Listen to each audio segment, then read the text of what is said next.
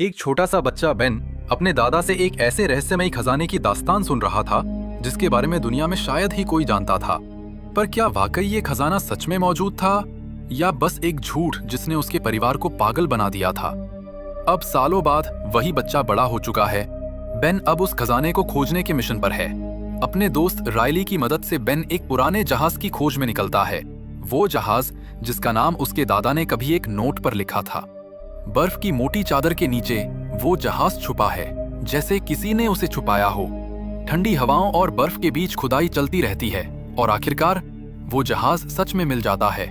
उस पल सबको यकीन हो गया, शायद बेन के दादा सच बोलते थे। बेन अपने स्पॉन्सर इयन का शुक्रिया अदा करता है क्योंकि उसी ने इस पूरी खोज में पैसा लगाया था।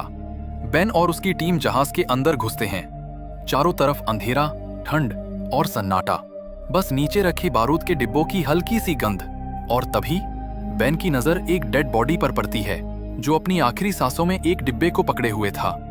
डिब्बा खोला गया, अंदर था एक पुराना पैकेज और उस पैकेज में सिर्फ एक पाइप। सब निराश हो जाते हैं, लेकिन बेन की नजर उस पाइप पर कुछ अजीब नोटिस करती है। वो अपने खून से उस पर उकेरे अक्षरों को पढ़ने की कोशिश करता है और तभी पता चलता है ये तो अगला सुराग है। यंग गुस्सा हो जाता है, इतना पैसा, इतनी मेहनत और बदले में सिर्फ एक सुराग। लेकिन बेन मुस्कुराता है क्योंकि उसे समझ आ गया है ये सुराग सीधे इशारा करता है अमेरिका के सबसे कीमती दस्तावेज, डिक्लेरेशन ऑफ इंडिपेंडेंस के पीछे। लेकिन आखिर उस डॉक्यूमेंट के पीछे ऐसा क्या छुपा था जिसे जानने के लिए कोई अपनी जान जोखिम में डाल दे? इयन हैरान और फिर धीरे से कहता है, तो फिर उसे चुरा लेते हैं। ये सुनकर बेन पीछे हटता है, नहीं, मैं ऐसा नहीं होने दूंगा। और तभी इयन के इशारे पर बेन के ऊपर बंदूकें उड़ जाती हैं। अब बस एक गलत हरकत और सब खत्म। लेकिन इयन जानता है अगर बेन मर गया तो रहस्यों को कौन सुलझाएगा। तब इयन ने रायली को जान से मारने की धमकी दी। माहौल एकदम गर्म हो गया था। बेन ने देखा कि बात और बिगड़ सकती है तो उसने एक फ्लेयर स्टिक जला दी और चेतावनी दी, अगर कोई हिला तो मैं इसे बारूद पर फेंक दूंगा। सबको लगा ये सिर्फ डराने की बात है, पर बेन ने सचमुच फ्लेयर फेंक दी। इयन ने उसे पकड़ने की कोशिश की, पर उसे पता तक नहीं था कि उसके हाथों पर भी थोड़ा सा बारूद लगा हुआ है। अचानक आग फैल गई, फ्लेयर नीचे रखे बारूद पर जा गिरी और भयानक धमाका हो गया। इयन और उसके साथी पहले ही भाग निकले, पर बेन और रायली को वहीं जहाज के अंदर कैद कर गए। मौत जैसे माहौल के बीच बेन ने एक गुप्त दरवाजा देखा। दोनों किसी तरह उस दरवाजे से बाहर निकल गए और जहाज पूरी तरह से ध्वस्त हो गया। इयन ने सोचा कि अब वे मर चुके हैं। शहर लौटकर बेन और रायली सीधे FBI मुख्यालय गए और चेतावनी दी कि कुछ ही दिनों में कोई डिक्लेरेशन ऑफ इंडिपेंडेंस चुराने वाला है। लेकिन अफसोस, उनकी बातों पर किसी ने भरोसा नहीं किया। फिर वे नेशनल आर्काइव्स संग्रहालय पहुंचे जहां वो महत्वपूर्ण दस्तावेज रखा था। उन्होंने वहां की निर्देशक एबिगेल से मिलने की कोशिश की और अपनी पूरी कहानी सुनाई, पर एबिगेल ने उनका विश्वास नहीं किया। उसने माना कि ये सब अफवाह या किसी का नाटक है। जब वे ऑफिस से बाहर निकले और उस दस्तावेज को निहार रहे थे, तभी बेन ने चुपके से कहा, हमें ये दस्तावेज खुद ही उठा लेना चाहिए, वरना ये इयन के हाथ लग जाएगा। रायली ने हैरानी से कहा कि ये तो असंभव है, यहाँ सुरक्षा कड़ी है और चोरी नामुमकिन है। बेन ने शांत होकर अपनी योजना बताई, हमें ऐसा तरीका अपनाना होगा कि दस्तावेज को वहां से हटाकर प्रिजर्वेशन रूम में भेज दिया जाए, क्योंकि वहां सुरक्षा कम रहती है। रायली को इस प्लान पर पूरा भरोसा नहीं था, पर वो आखिरकार बेन का साथ देने को तैयार हो गया। दोनों ने पूरी योजना तैयार की। उन्हें चाहिए थे एबिगेल के फिंगरप्रिंट्स और प्रिजर्वेशन रूम के कोड्स। बेन ने एबिगेल को एक खूबसूरत गिफ्ट भेजा जिसमें एक खास केमिकल लगा था। जैसे ही एबिगेल ने कोड डालने के लिए बटन दबाएगी, उसके फिंगरप्रिंट्स वहीं रह जाएंगे। सब कुछ अब तक प्लान के मुताबिक चल रहा था। लेकिन उधर इयन भी अपनी टीम के साथ तैयार था। वो म्यूजियम में होने वाली बड़ी डांस पार्टी के दिन अटैक करने वाला था और इससे बेन बुरी तरह फंसने वाला था। पार्टी के दिन डॉक्यूमेंट्स को प्रिजर्वेशन रूम में भेज दिया गया। बेन स्टाफ का भेस बनाकर आसानी से अंदर पहुंच गया। वहां उसने कपड़े बदले और एबिगेल से टकराया। बेन ने झूठ कहा कि उसने म्यूजियम को बड़ा डोनेशन दिया है। मौका मिलते ही उसने उसका शैंपेन ग्लास उठा लिया जिस पर उसके फिंगरप्रिंट्स लगे थे। उधर इयन और उसके आदमी अंडरग्राउंड टनल से अंदर आ चुके थे। रायली कैमरों से बेन की मदद कर रहा था, लेकिन इयन के एक आदमी ने उनका सिस्टम ब्लॉक कर दिया। अब बेन अकेला था। उसने डॉक्यूमेंट्स को पूरे फ्रेम समेत लिफ्ट से नीचे ले जाने का फैसला किया। जैसे ही वो बाहर निकला, इयन के लोग सामने आ गए। सब हैरान रह गए क्योंकि उन्हें लगा था बेन मर चुका है। उन्होंने गोलियां चलाईं, लेकिन बुलेट प्रूफ ग्लास ने बेन की जान बचा ली। किसी तरह वो लिफ्ट में घुस गया और डॉक्यूमेंट्स को उसके कवर से निकाला। बाहर एबिगेल ने उसे देख लिया और पीछा करने लगी। जैसे ही बेन ने डॉक्यूमेंट वैन में रखा, एबिगेल ने चिल्लाकर कहा, तुम क्या कर रहे हो? वो सब समझ गई और पुलिस बुलाने लगी। तभी इयन के लोग वहां पहुंच गए और एबिगेल को पकड़ लिया। बेन ने उसे बचाने की कोशिश की, लेकिन देर हो चुकी थी। इस बीच चोरी का पता चल गया। पूरा म्यूजियम लॉकडाउन में चला गया और एफबीआई पहुंच गई। इयन की वैन में उसने एबिगेल से कहा, डॉक्यूमेंट्स मुझे दे दो, लेकिन एबिगेल ने साफ मना कर दिया। अचानक उनकी वैन के सामने एक गाड़ी आ गई। ड्राइवर ने झटका देकर मोड़ काटा और सब पीछे गिर पड़े। एबिगेल ने इस मौके का फायदा उठाया, दरवाजा खोलकर कूदने की कोशिश की, पर पूरी तरह निकल नहीं पाई और वैन के दरवाजे से लटक गई। उधर बेन और रायली भी पीछे थे।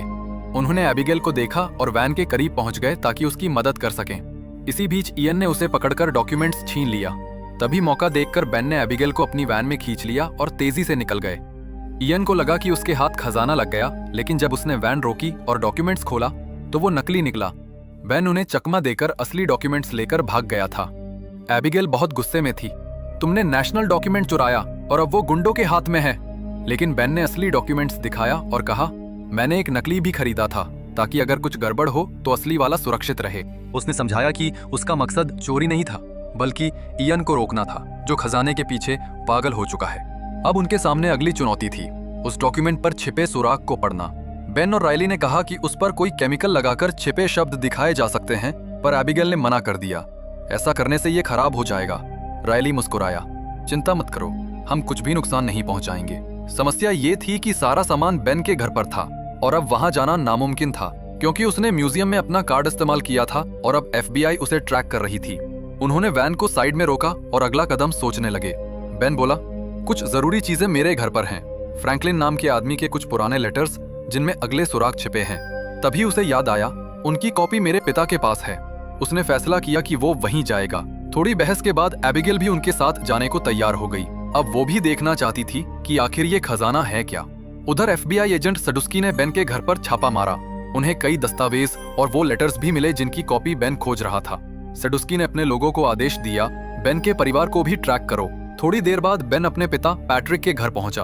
पैट्रिक ने नाराज होकर कहा, मेरा सपना था कि तुम मुझसे मिलने आओगे, लेकिन आए खजाने के लिए। पैट्रिक गुस्से में बोला, तुम कुछ नहीं सीखते। मैंने पूरी जिंदगी उस खजाने को ढूंढने में बर्बाद कर दी।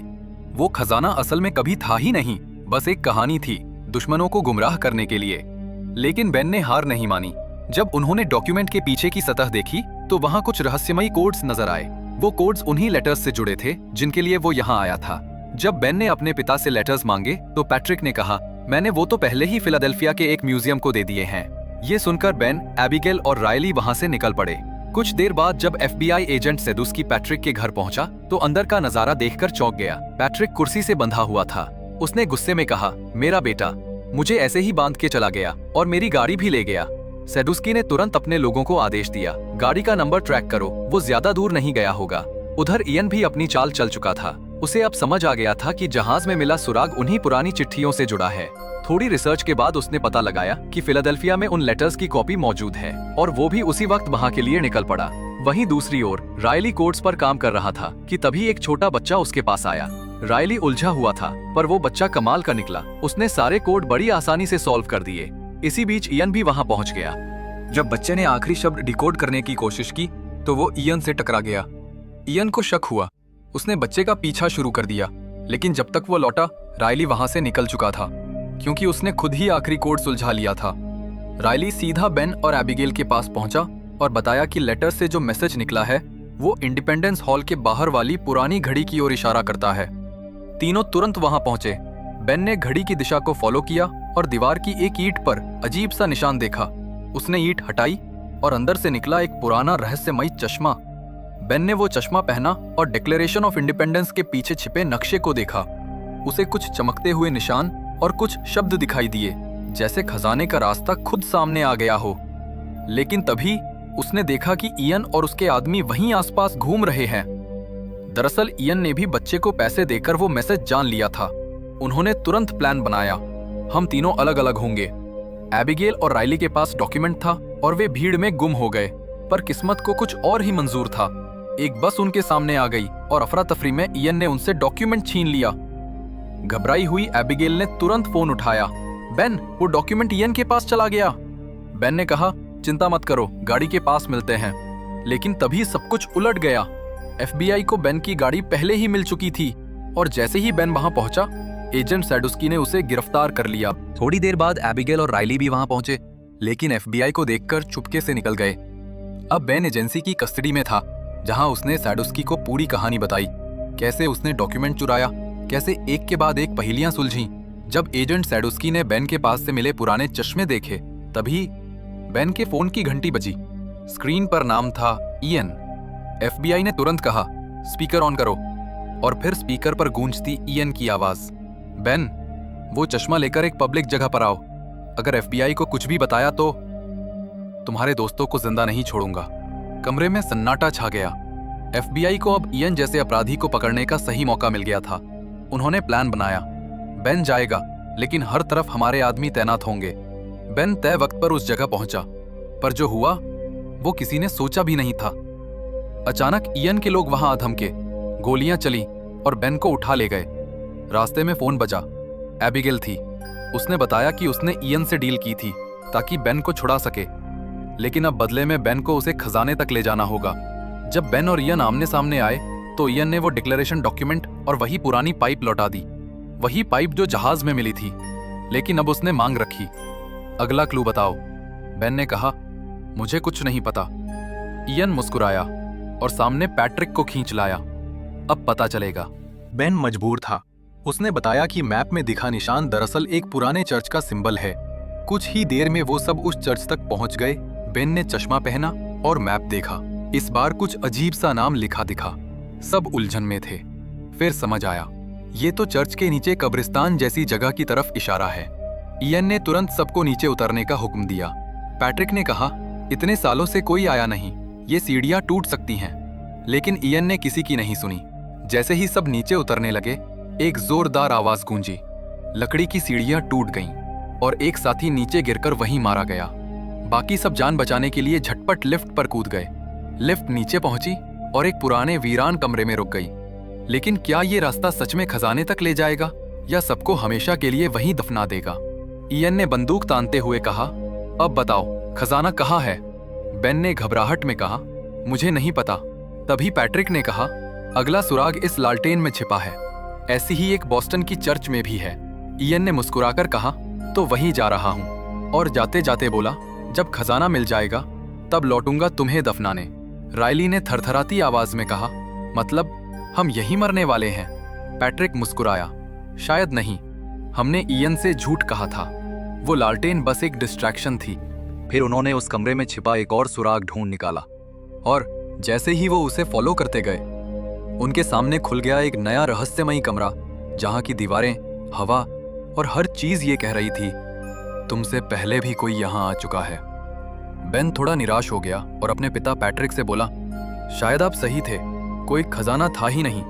पैट्रिक मुस्कुराया और बोला, इतना हताश मत हो बेटा, बस हमसे पहले कोई यहां पहुंच गया। बेन उन दीवारों को ध्यान से देखने लगा और तभी उसे एक खास ताला दिखा जिसमें एक हिस्सा गायब था। उसका आकार बिल्कुल उसी पाइप जैसा था जो उन्हें जहाज में मिली थी। बेन ने पाइप निकाली और जैसे ही उसे ताले में लगाया, दीवार खुल गई और उनके सामने था सदियों पुराना खजाना। सोने चांदी के सिक्के, ज्वेलरी, एंटीक वस्तुएं और वो किताबें जो इतिहास में खो गई थी। पैट्रिक की आंखों में चमक थी। उनका जीवन भर का सपना सच हो चुका था। कुछ ही देर में उन्हें बाहर जाने का रास्ता भी मिल गया। बाहर पहुंचकर बेन ने सैडुस्की को कॉल किया और सब कुछ बता दिया, लेकिन उसने कुछ शर्तें रखी। एबिगेल पर कोई एक्शन ना लिया जाए, खजाने का श्रेय उसके परिवार को मिले, राइली को हिस्सा दिया जाए और सबसे जरूरी, उसे जेल न भेजा जाए।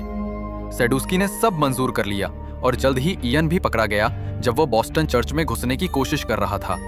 खजाना दुनिया भर के म्यूजियम्स में बांट दिया गया। कुछ समय बाद तीनों एक साथ घूम रहे थे। राइली ने मजाक में कहा, भाई सरकार के दिए पैसे तो ले लेते। बेन बस मुस्कुराता है। राइली अपनी नई कार में बैठा। साफ था कि उसे भी बढ़िया इनाम मिला था। आखिरी सीन में बेन और एबिगेल अपने नए घर में दाखिल होते हैं और मूवी यही खत्म हो जाती है।